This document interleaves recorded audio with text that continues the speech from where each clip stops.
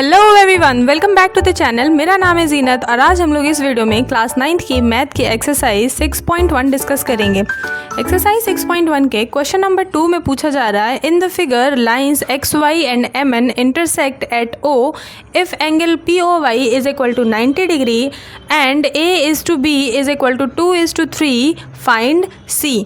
यानी कि अगर क्वेश्चन में ये फिगर दिया हुआ है, बोला जा रहा है कि एक्स वाई जो लाइन है वो एम एन लाइन को इंटरसेक्ट कर रही है एक पॉइंट ओ पर। If angle P O Y is 90 degree, अगर आपको ये पी ओ वाई वाला जो एंगल है वो 90 डिग्री दिया गया है तो, और ये भी दिया गया है कि ए रेशियो बी, और ये भी दिया गया है कि A ratio B is equal to 2:3 find angle C.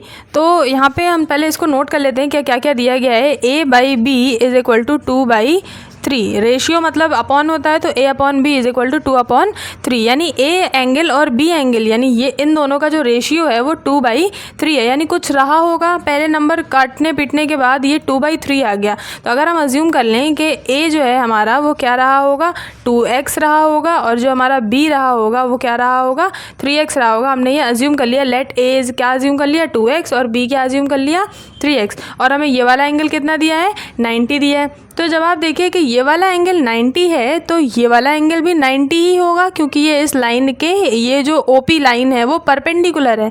तो हम यहाँ पे बोलेंगे कि हमारा जो POX एंगल है, हमने यहाँ पे राइट किया है कि एंगल POX जो है वो कितना है, 90 डिग्री है।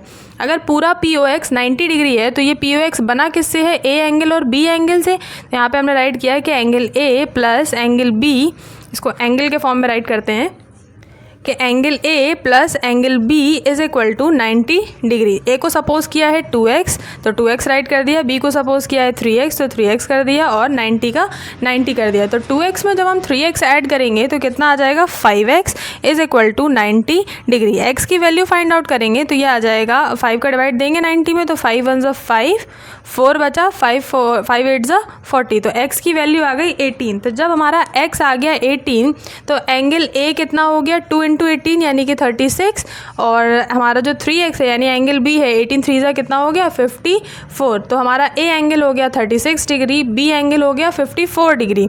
अब हमें क्या चाहिए, C एंगल चाहिए। तो C एंगल के लिए हम राइट करेंगे कि ये जो हमारी लाइन है, in line MN, line MN में एक लाइन पे बनने वाला जो एंगल होता है वो 180 डिग्री का होता है। तो पूरा जो एंगल है हमारा MON वो कितने डिग्री का है, 180 डिग्री का है, क्योंकि ये थ्योरम है कि लाइन पे बनने वाले एंगल जो होते हैं वो 180 डिग्री के होते हैं, या हम बोल सकते हैं ये लीनियर पेयर ऑफ एंगल्स हैं।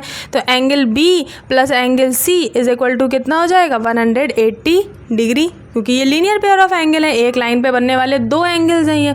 तो एंगल B हमें पता है कितना है, 54 डिग्री है, प्लस एंगल C हमें फाइंड आउट करना है, इज इक्वल टू 180 डिग्री। तो यहाँ से जब हम एंगल C निकालेंगे तो ये हो जाएगा 180 माइनस 54। तो 180 में से 54 सब्ट्रैक्ट किया, कितना आएगा, 10 में से 4 गया 6, 7 में से 5 गया 2, और 1 की 1, यानी हमारा आंसर आ गया 126 डिग्री। सिर्फ C फाइंड आउट करना था, C हमने फाइंड आउट कर लिया।